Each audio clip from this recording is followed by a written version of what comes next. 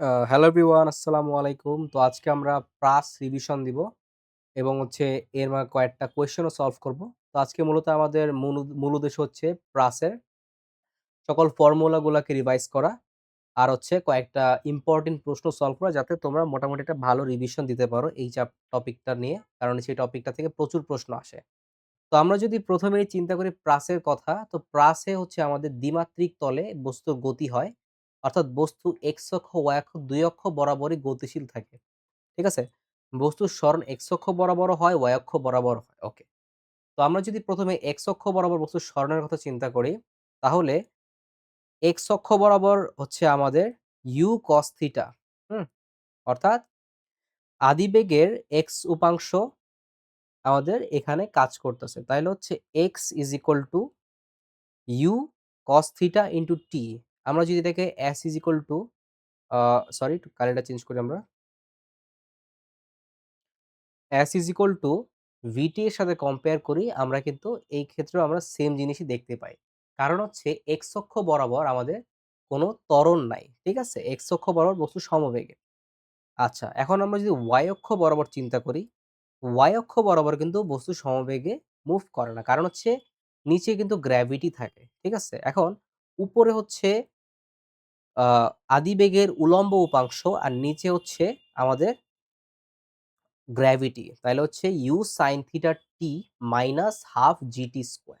ওকে, এটাও আমরা বুঝলাম। এখন আমাদেরকে বলবে কি যে, ধরো যে টি ইজ ইকুয়াল টু টি সময় বস্তুটার তোমার আ কি বলে? লব্ধি সরণ কত, এটা বের করতে। তো আমরা কি করব? আমরা জানি যে এক্স অক্ষ বরাবর সরণের উপর হোল স্কোয়ার, ওয়াই অক্ষ বরাবর সরণের উপর স্কোয়ার রুট ওভার করলে আমরা এখান থেকে লব্ধি সরণটা পেয়ে যাচ্ছি। আর ভেক্টর ফর্মটা আমরা এখানে দেখতে পাচ্ছি যে এক্স অক্ষ বরাবর এক্স অক্ষের একক ভেক্টর আর হচ্ছে ওয়াই অক্ষ বরাবর ওয়াই অক্ষের একক ভেক্টর, আমরা এই দুটো জিনিস যদি করি তাইলে আমরা ভেক্টর রূপটা পাবো। ওকে, এবার হচ্ছে প্রাস নিয়ে কিছু কথা যেটা বলতে হয় সেটা হচ্ছে যে, আমরা এটা একটু মুছে দিই, এটা কোনো কাজের না।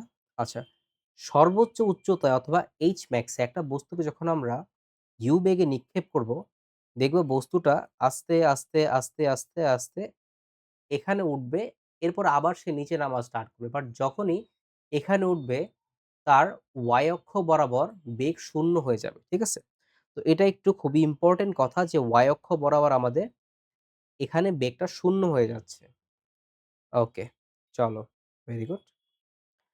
তারপর হচ্ছে নেক্সটে যে জিনিসটা আছে সেটা হচ্ছে যে টি সময় পরে বস্তুর বেগ। এখন বস্তুর বেগ কিন্তু চেঞ্জ হবে, কারণ গ্র্যাভিটি আছে। গ্র্যাভিটির কারণে ত্বরণ একটা অবশ্যই, ত্বরণের কারণে বস্তুর নিট বেগ কিন্তু চেঞ্জ হবে। আচ্ছা, এখন আমরা যদি চিন্তা করি এক্স অক্ষ বরাবর বস্তুর বেগ, সো যেহেতু এক্স অক্ষ বরাবর কোনো ত্বরণ নাই, তার মানে হচ্ছে এক্স অক্ষ বরাবর বেগকে চেঞ্জ করার মতো কোনো প্যারামিটার আমাদের এখানে উপস্থিত নাই। তাইলে আমরা বলতে পারি যে আদি এক্স অক্ষ বরাবর যে বেগ ছিল ওইটাই হচ্ছে আমাদের মানে অল দ্য টাইম, মানে থ্রু দ্য মানে গতিপথ আমাদের সেম বেগই থাকবে। ওকে, এবার হচ্ছে আমরা যদি ওয়াই অক্ষ বরাবর বেগের কথা চিন্তা করি, তাহলে এখানে এটা হবে হচ্ছে ইউওয়াই মাইনাস জিটি। এখন ইউওয়াইটা উপরে আর জি হচ্ছে নিচে, যেহেতু দুইটা বিপরীত দিকে, তার মানে হচ্ছে এদের একটা পজিটিভ ধরতে হবে এবং একটা নেগেটিভ ধরতে হবে। এটা আমরা গতিবিদ্যায় শিখছি প্রথমেই।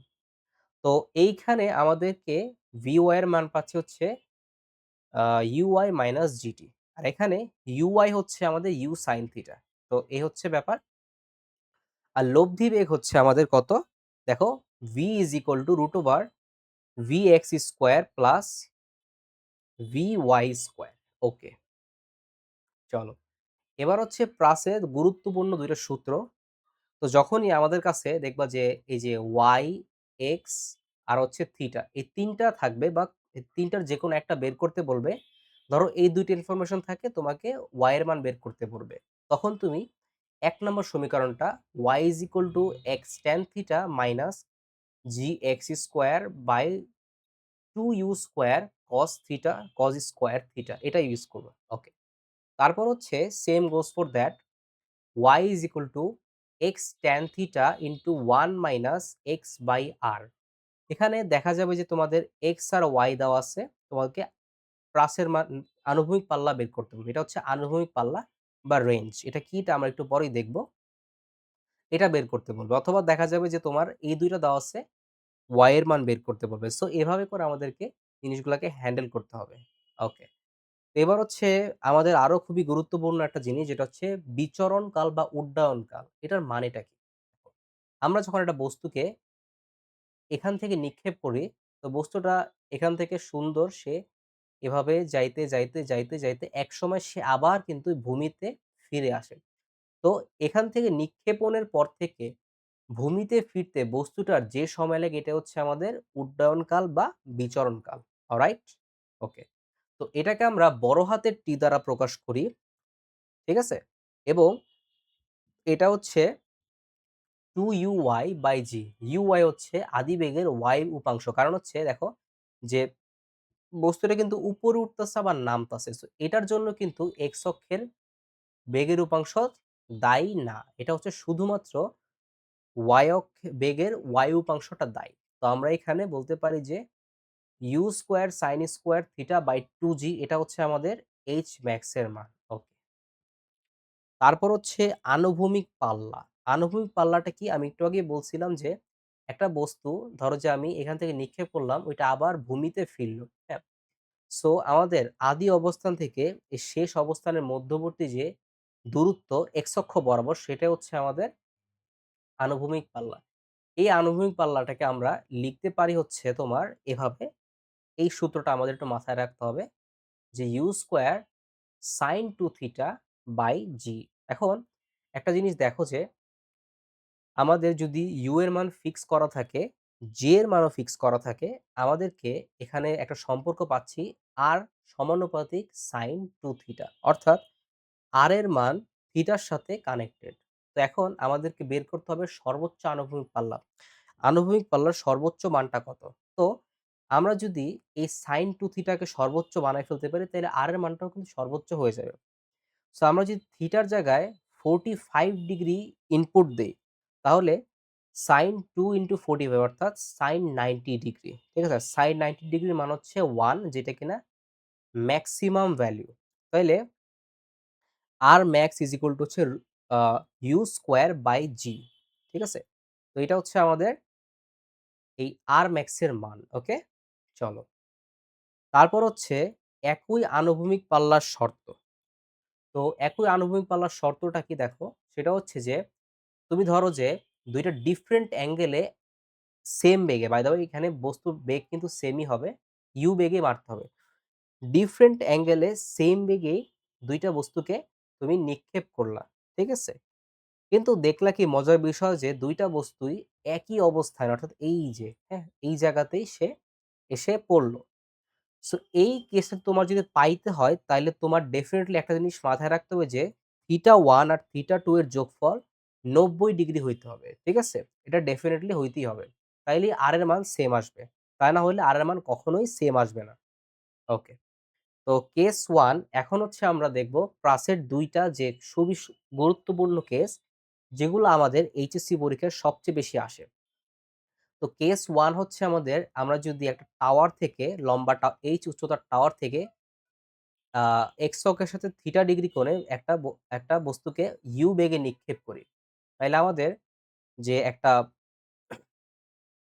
সূত্র পাই এটা হচ্ছে x is equal to যদি ut ধরি, তাহলে আমরা যদি x এর জায়গায় r চিন্তা করি তাহলে হচ্ছে r is equal to u cos theta t।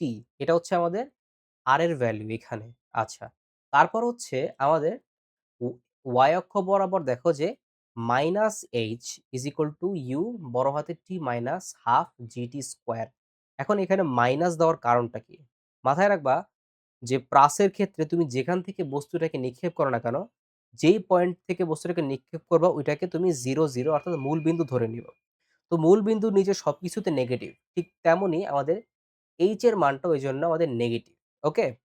তো এখান থেকে আমরা যদি এটাকে ১ নাম্বার ইকুয়েশন চিন্তা করি, এটাকে ২ নাম্বার ইকুয়েশন চিন্তা করি, তাহলে আমরা এটা যদি সলভ করি তাহলে আমরা এই ক্ষেত্রে আমাদের উড্ডয়ন কালটা অথবা বিচরণ কালটাকে আমরা পাবো।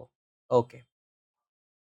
তো এরপরে হচ্ছে আমাদের নেক্সট কেস, এটা সবচেয়ে গুরুত্বপূর্ণ, যেটা হচ্ছে যে আগে আমরা বস্তুটাকে এক্স অক্ষের সাথে থিটা ডিগ্রি কোণে ছুঁড়ে মারছিলাম ইউ বেগে। বাট এবার আমরা বস্তুটাকে একদম সমতলভাবে অর্থাৎ এক্স অক্ষ বরাবর ইউ বেগে ছুঁড়ে মারবো। অর্থাৎ আমাদের ইউ ওয়াই হচ্ছে 0 হবে। তো এই ক্ষেত্রে আমরা দেখব কি যে বস্তুটা কোনো না কোনো সময় এখানে এসে মানে এখানে চলে আসতেছে।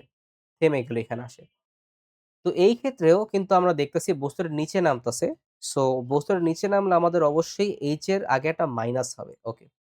তো এখান থেকে আমাদের উড্ডয়নকালটা বা টি এর মানটা আমরা পাচ্ছি হচ্ছে √2h/g। ওকে। এবার হচ্ছে আর এর মান, আর দেখো যেহেতু আমাদের এখানে এক্স অক্ষ বরাবর কোনো তোমার ত্বরণ নাই, তাইলে হচ্ছে আমাদের অবশ্যই আর এর ক্ষেত্রে আর হচ্ছে মানে যে আর দূরত্ব পার করতে আমাদের সমবেগে পার হইতে হবে। অর্থাৎ ইউ অফ এক্স এটা হচ্ছে কনস্ট্যান্ট হবে আর টি তো হচ্ছে তোমার বড় হাতের টি, এটা হচ্ছে তোমার উড্ডয়নকাল। তো R is equal to u x t, এটা মাথায় রাখতে হবে। আর হচ্ছে দেখো যে এখানে যদি বলে যে টি সময় পরে টি ইজ ইকুয়াল টু টি, মনে করো যে 2 সেকেন্ড পরে 3 সেকেন্ড পরে আমাদেরকে বেগ বের করতে বলবে। তো তখন আমরা কি করব, দেখো ভি অফ এক্স, এই ভি অফ এক্সটা কত, ভি অফ এক্সটা হচ্ছে তোমার ইউ এর সমান। ওকে।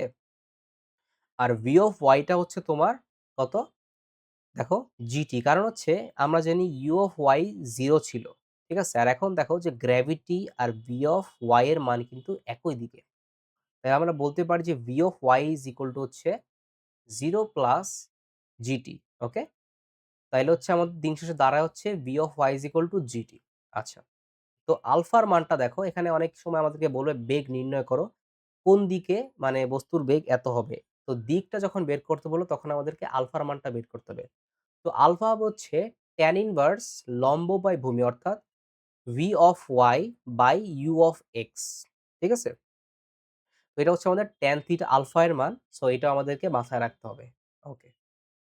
তো এবার আমরা কনসেপ্ট শিখলাম, মানে সূত্র রিভাইজ করলাম। এবার আমরা জাস্ট আমাদের কোয়েশ্চেন সলভ করব। তো আমাদেরকে একটা কোয়েশ্চেন দিচ্ছে কুমিল্লা বোর্ড 2016-তে, সেটা হচ্ছে এ বিন্দুতে আঘাত করার জন্য বি ও ডি বিন্দুতে অবস্থানরত দুইজন বন্ধু একই সময়ে চিত্রের ন্যায় ঢিল নিক্ষেপ করে। এখন আমাদেরকে বলছে কি যে বি বিন্দুতে অবস্থানরত বস্তু নিক্ষিপ্ত ঢিলটির 0.2 সেকেন্ড পরে বেগ কত তা বের করো। তো আমরা যদি এখানে ম্যাথটা আমাদের আগে করে দেওয়া আছে, আমরা আগে ম্যাথগুলো করে রাখছি, কারণ হচ্ছে তোমাদেরকে বোঝানোর সময় আমাদের টাইম ওয়েস্ট না হয়। ওকে। তো আমরা এখানে দেখতেছি কি যে টি ইজ ইকুয়াল টু 0 সময় u x is equal to ছিল হচ্ছে কত, 10 cos 35। তাহলে 0.2 সেকেন্ড পরে আমাদের ভি অফ এক্স এটা কত আসে, 10 cos 35। কারণ হচ্ছে আমরা 100 বার বলছি একটা কথা যে যদি বাতাসের বাধা না থাকে তাহলে অবশ্যই এবং অবশ্যই আমাদের বস্তুর বেগ ধ্রুবক হবে এক্স অক্ষ বরাবর। আচ্ছা, এরপর হচ্ছে আমরা যদি চিন্তা করি ওয়াই অ্যাক্সিস বরাবর, তো ওয়াই অ্যাক্সিস বরাবর কিন্তু ত্বরণ আছে এবং দেখো যে আমাদের আদিবেগটা কিন্তু উপরে অর্থাৎ পজিটিভ, আর হচ্ছে গ্র্যাভিটি বা জি কিন্তু নিচের দিকে, তাহলে বিপরীত দিকে। তাহলে আমরা বলতে পারি কি যে আমাদের v is equal to u minus g t, এই ফর্মুলাটা যদি আমরা ইউজ করি তাহলে হচ্ছে u of y minus g into t. Okay. এখন আমরা যদি এখানে root over v x square plus v y square করি তাহলে কিন্তু আমরা এখান থেকে খুব ইজিলি আমাদের লব্ধি বেগের মানটা পেয়ে যাচ্ছি। ওকে। তো এবার আমাদেরকে বলছে কি যে কোন বন্ধু নিক্ষিপ্ত ঢিলটি এ বিন্দুকে আগে স্পর্শ করবে। চলো এবার আমার দেখো বলছে কি যে ডি বিন্দু থেকে একটা বন্ধু বন্ধু 10 মিটার পার সেকেন্ড বেগে 4.9 মিটার উপর থেকে একটা মানে ঢিল ছড়ে, আরেকজন হচ্ছে তোমার বি বিন্দু থেকে ঢিল ছড়ে। আচ্ছা, তো কে আগে এ বিন্দুতে স্পর্শ করবে এটা আমাদেরকে আগে বের করতে হবে। চলো, তো এখানে যদি আমরা প্রথমে বি বিন্দুর কথা চিন্তা করি, তো বি বিন্দু থেকে যে বস্তুটা ঢিল ছুড়বে, তো এখানে আমরা দেখতেছি যে আমাদের ইউ অফ এক্স ছিল এটা, আর ইউ অফ ওয়াই তো এটাই। এখন আমরা এখান থেকে বলতে পারি যে এক্স দূরে এ অবস্থিত, ঠিক আছে। তাইলে আমরা বলতে পারি যে আমরা x is equal to u x t. Okay. তাহলে হচ্ছে টি এর মান হচ্ছে আমাদের এখান থেকে 0.77 সেকেন্ড আসে। আচ্ছা, তো আমরা জানি টাইম হচ্ছে তোমার অ্যাক্সিস ডিপেন্ড করে না। আমরা এক্স অক্ষ সমাধান করে যে টাইম পাবো ওইটা আমরা ওয়াই অক্ষতেও ব্যবহার করতে পারবো, কোনো সমস্যা নাই। তো সেম আমাদের এখানে আমাদেরকে এখন দেখতে হবে যে আদৌ কি এই বস্তুটা বা যখন আদৌ কি এই বন্ধু যে ঢিল ছুঁড়ে এতে আসে কি লাগে কি লাগে না, এটা বের করার উপায় হচ্ছে আমরা এই বস্তুটার মানে এই বস্তুটার ওয়াই অক্ষ বরাবর সরণটা আমরা দেখব 0.77 সেকেন্ড পরে। তো আমরা এখান থেকে দেখতে পাইতেছি যে 0.77 সেকেন্ড পরে আমাদের 1.5 মিটার আসতেছে। আর ঠিক এক্স্যাক্টলি এই বস্তুটা কিন্তু 1.5 মিটার দূরে অবস্থিত। তার মানে আমরা বলতে পারি যে হ্যাঁ, এই বিন্দুতে স্পর্শ করবেই করবে। ওকে? তো এটা হচ্ছে আমাদের এখানে একটা পার্ট গেল। এবার আমাদেরকে দেখতে হবে সেকেন্ড পার্টটা। ওকে। সেকেন্ড পার্টের ক্ষেত্রে ডি কে আমরা আনুভূমিক বরাবর ছুঁড়ে মারবো এখান থেকে। ঠিক আছে? ওকে।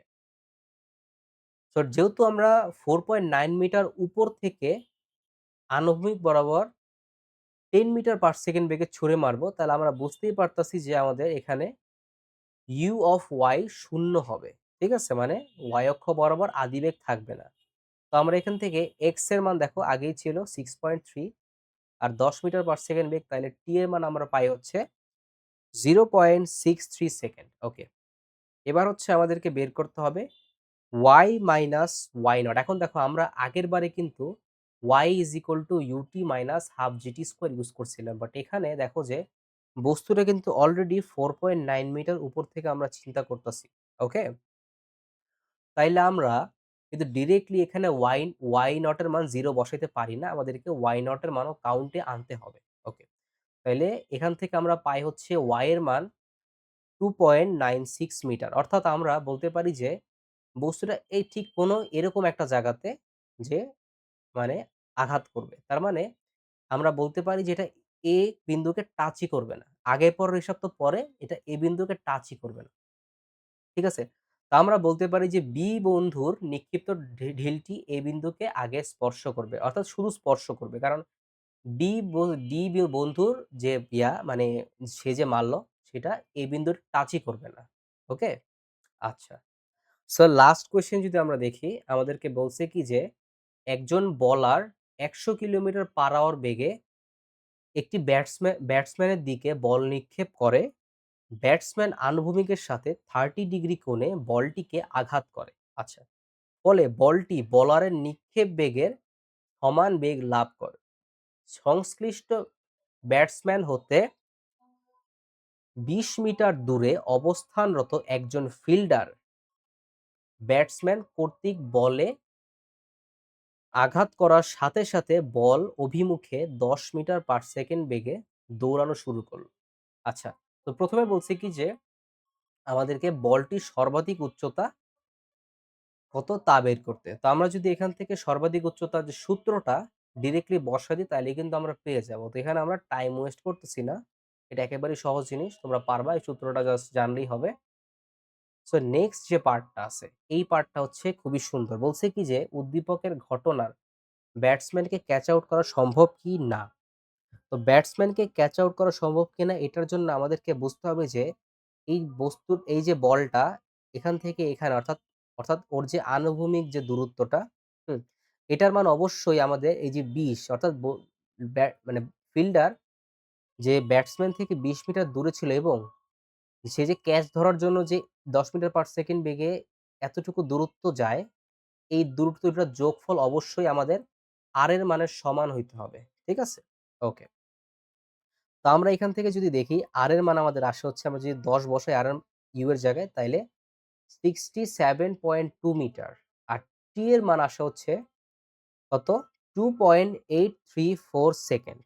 আচ্ছা, তাহলে এখান থেকে আমরা যদি এই দুইটাকে এখানে বসাই তাহলে আমরা পাই হচ্ছে ইউ এর মান কত দেখো 17 মিটার পার সেকেন্ড। বাট এখানে আমাদের কিন্তু একটা জিনিস বুঝতে হবে যে আমাদের যে ফিল্ডার সে 10 মিটার পার সেকেন্ড বেগে বলের অভিমুখে দৌড় শুরু করে। তাইলে আমরা বলতে পারি যে যেহেতু 10 মিটার পার সেকেন্ড বেগে দৌড় শুরু করে but least 17 meter per second বেগে দৌড়াইতে হবে। এর বেশি দৌড়ালে ভালো বাট এর কম দৌড়ালে হবে না। তার মানে আমরা বলতে পারি যে ব্যাটসম্যানকে ক্যাচ আউট করা সম্ভব না। তো এই হচ্ছে আমাদের প্রাসের রিভিশন। আশা করি ভাল লাগছে। যারা এইচএসসি ২৬ সামনে তাদের জন্য এটা খুবই হেল্পফুল হইতে পারে। এখান থেকে তোমরা মানে কয়েকটা জিনিস খুব হুবহু কমনও পেয়ে যেতে পারো। বাট কমন না পারলে এট লিস্ট আমি যে সূত্রগুলো রিভাইজ করাইছি এবং ৩ টা ম্যাথ দেখাইছি, এগুলা কিন্তু এই টাইপের ম্যাথই দেখবা বারবার ঘুরায় পেঁচে আসতেছে। ঠিক আছে? তো আজকে এই পর্যন্তই। আসসালামু আলাইকুম। টাটা।